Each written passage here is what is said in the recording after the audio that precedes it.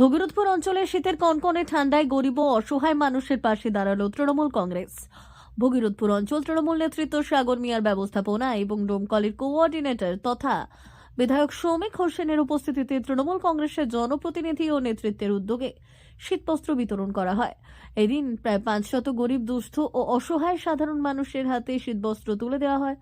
শীতকালীন কনকনে ঠান্ডার কথা মাথায় রেখে এই মানবিক উদ্যোগ নেওয়া হয়েছে বলে জানান সাগর মিয়া।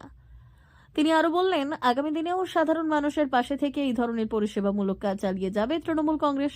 উপস্থিত ছিলেন হাজী কুল ইসলাম, এছাড়াও যুব সভাপতি প্রসেনজিৎ ঘোষ, অঞ্চলের সভাপতি বিল্লাল হোসেন, প্রাক্তন প্রধান তাপস মণ্ডল, পঞ্চায়েত সমিতির সদস্য খালেদা খাতুন, সদস্য মাহফুজা খাতুন, এছাড়াও মঞ্চে উপস্থিত ছিলেন এনায়েতুল্লাহ বাবলু, ভগীরথপুর অঞ্চলের তৃণমূল নেতা সাগর মিহা সহ অন্যান্যরা।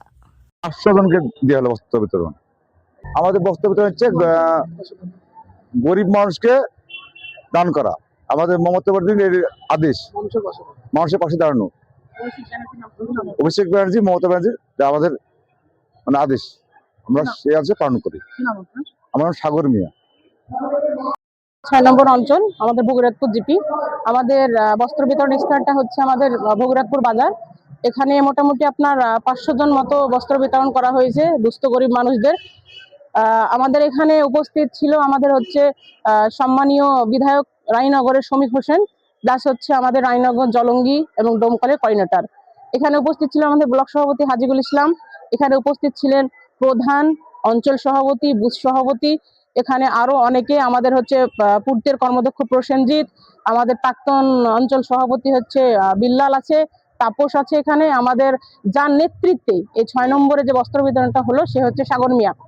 আমাদের সৌমিক হোসেনের নেতৃত্বে এখানে দুস্থ গরিব মানুষদের বস্ত্র বিতরণ করা হয়েছে।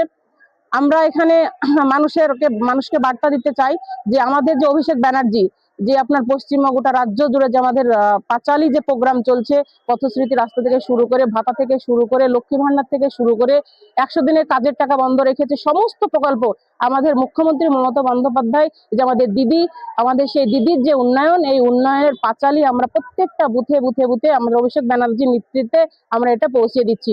সেই প্রস্তুতি সভা আমাদের এখানে বস্ত্র বিতরণ কাজ অনুষ্ঠিত হলো। সভা খুব সুন্দরভাবে হয়েছে।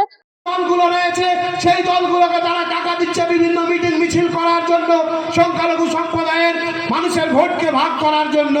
তাই আমরা এলাকার মানুষকে বলবো যে এটা কোনো পঞ্চায়েত নির্বাচন নয়, এটা কোনো পঞ্চায়েত বা পৌরসভা নির্বাচন নয়। পঞ্চায়েত নির্বাচন হয় স্থানীয় ইস্যুতে, এবার কিন্তু বিধানসভা নির্বাচন রয়েছে। সেটা আপনাদেরকে কিন্তু মনে রাখতে হবে যে আপনার একটা ভোটের মাধ্যমে এই বাংলার মাটিতে হিন্দু মুসলিম তারা একত্রিত ভাবে বসবাস করবে কিনা সেটা নির্ভর করবে। এবারে আপনার ভোটের মাধ্যমে এই বাংলার মাটিতে মন্দিরে পুজো হবে কিনা সেটা নির্ভর করবে আপনার ভোটের মাধ্যমে।